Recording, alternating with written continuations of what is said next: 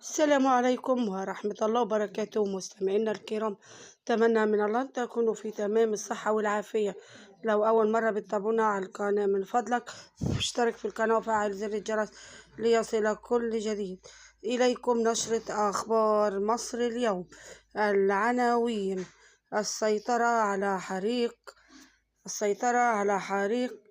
في داخل مصنع مشغولات ذهبية بمدينة بدر. السيطرة على حريق أعلى محلات بشارع طلعت حرب في وسط البلد. مصرع صغير دهسا تحت عجلات سيارة تقودها قاصر داخل كومباندو بحدائق أكتوبر. وقوع إصابات تريلا تدهس عدد من سيارات الملاكي أعلى محور العبور.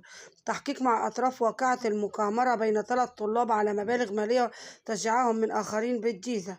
المتهمة باختطاف رضيعة. مستشفى الحسين تعترف: وهمت زوجي بالحمل وعشان ما يطلقنيش. جهات التحقيق تعين موقع حريق بمحلات تجارية في وسط البلد بعد تسليمها لأسرتها القصة الكاملة لاختطاف رضيعة مستشفى الحسين على يد منتقبة. التحقيق مع سائق ميكروباص لرفع الأجرة والتحفظ على السيارة بالقاهرة. التحقيق مع 5 أشخاص في حريق مصنع صابون بالقليوبية. التحقيق مع موظف دعس مواطنا ولذ بالفرار في الجيزة. التحقيق مع المتهمين بترويج سماعات وساعات تسهل الغش في الامتحانات بالجيزة. سيطرة على حريق داخل مصنع مشغولات ذهبية بمدينة بدر. السيطرة على حريق أعلى محلات بشارع طلعت حرب وسط البلد. وقوع إصابات تريلا تدهس عدد من سيارات الملاكي. إليكم التفاصيل. السيطرة على حريق داخل مصنع مشغولات ذهبية بمدينة بدر.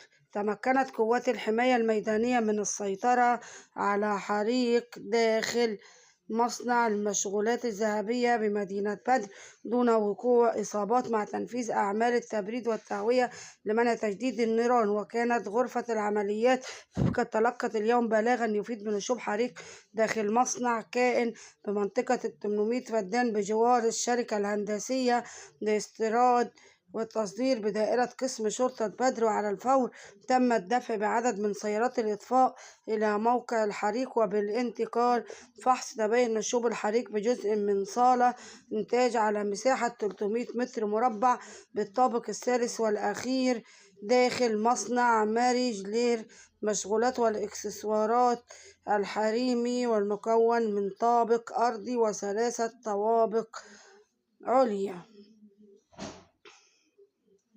مصرع صغيرة تهسن تحت عجلات سيارة تقودها قاصر داخل كومباندو بحدائق أكتوبر.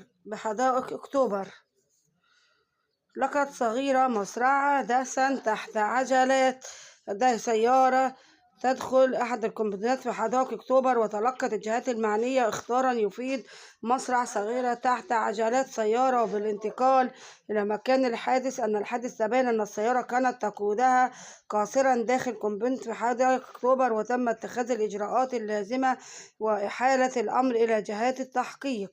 وفي سياق آخر، لقى شخص مصرعه مساء أمس أثر تعرضه للدهس بواسطة سيارة نقل ثقيل في نطاق مصنع البطاطس بمنطقة شرق العينات التابعة لمحافظة الوادي الجديد. وقوع إصابات تريلا تدهس عدد من سيارات الملاكي أعلى محور العبور. شهد محور العبور تحديدا بمطلع الحي الخامس حادث دهس لعدد من سيارات الملاكي ما تسبب في وقوع إصابات بين قائدي السيارات وتداول مستخدمي مواقع التواصل الاجتماعي بعضا من مقاطع الفيديو التي أظهرت اصطدام سيارة نقل تريلا بعدد من سيارات الملاكي وانقلاب سيارات محملة بالبضائع على محور العبور. وانتقل فريق من الإدارة العامة للمرور مدعوما بسيارات الإسعاف لنقل المصابين إلى المستشفى وتنحية السيارات المهشمة نهر طريق لإعادة الحركة المرورية مرة أخرى واتخاذ الإجراءات القانونية حيال الواقعة.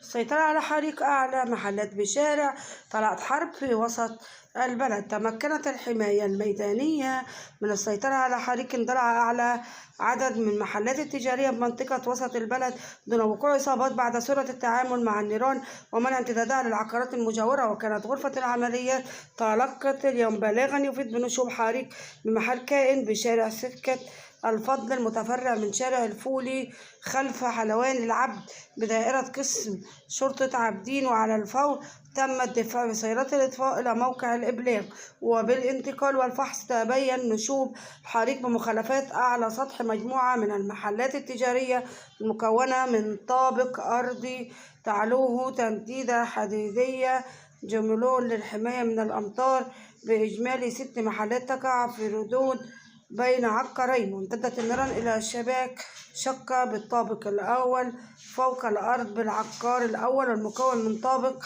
أرضي و6 طوابق علوية، فيما يقع العقار الثاني المجاور المكون من طابق أرضي وأول ويتبع شركة بيوت الأزياء الراقية.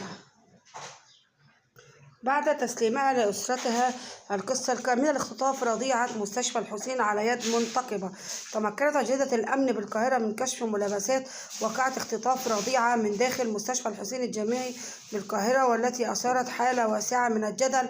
ونجحت الأجهزة الأمنية في ضبط المتهمة وإعادة الطفلة إلى أسرتها بعد 24 ساعة فقط. القصة كاملة اختطاف الطفلة في مستشفى الحسين على يد منتقبة. قررت جهات التحقيق المختصة حبس المتهمة باختطاف رضيعة مستشفى 4 أيام على ذمة التحقيق. وكشفت التحقيقات أن الواقعة بدأت عقب ولادة الأم لطفلتها بساعات قليلة، حيث تسلمت الرضيعة من أحد الممرضات إلى أنها تركتها لاحقا لدى سيدة مجهولة لتعرفها لتقوم بحملها بدلا منها، مستغلة حالة الإرهاق التي كانت تمر بها بعد الولادة أن تخلد للنوم. وأضافت التحريات أن المتهمة تبلغ من العمر 40 عام وتعمل بائعة السجاير. استغلت تلك اللحظة تمكنت من مغافلة الجميع من خطف الرضيعة من داخل المستشفى مستفيدة من حالة الزحام وارتداء النقاب لإخفاء ملامحها، ثم غادرت المكان. وأوضحت التحقيقات أن الأجهزة الأمنية كثفت جهودها فور تلقي البلاغ، حيث تم تشكيل فريق بحث موسع عمل على تفريغ 122 كاميرا مراقبة تابع خط سير المتهمة حتى تم تحديد هويتها وضبط وقت قصير. التحقيق مع لبى الحلو في واقعة تعدي شبلة على صغيرة بالسيرك القومي. تباشر جهات التحقيق المختصة بالجيزة التحقيق مع لبى الحلو في اتهامها بتأجير شبل لمصور داخل السيرك القومي، ما تسبب في إصابة صغيرة خلال تصويرها مع الأسد بعد انتهاء العرض المسرحية. التحقيق مع لبى الحلو في واقعة تعدي شبل على صغيرة بالسيرك القومي، واستأجر المصور الشبل من لبى الحلو تصوير المواطنين داخل السيرك القومي مقابل الحصول على مبالغ مالية نظرا للتصوير بالجيزة. وشهد مقر البيت الفني للفنون الشعبية الاستعراضية بمحافظة الجيزة واقعة مؤسفة بعدما تعرضت طفلة بعمر 3 سنوات للإصابة أثر هجوم مفاجئ من أسد صغير أثناء تصويره جلسة تصوير بعد انتهاء العرض المسرحي. كشفت مصادر في تصريحات خاصة للقاهرة 24 أن المصور غير تابع للبيت الفني قام باستئجار شبل أسد واستخدمه في تصوير المواطنين مقابل مبالغ مالية، حيث كان يلتقط فيها تذكارية للزوار بشكل مكرر. والسلام عليكم ورحمة الله وبركاته مستمعينا الكرام.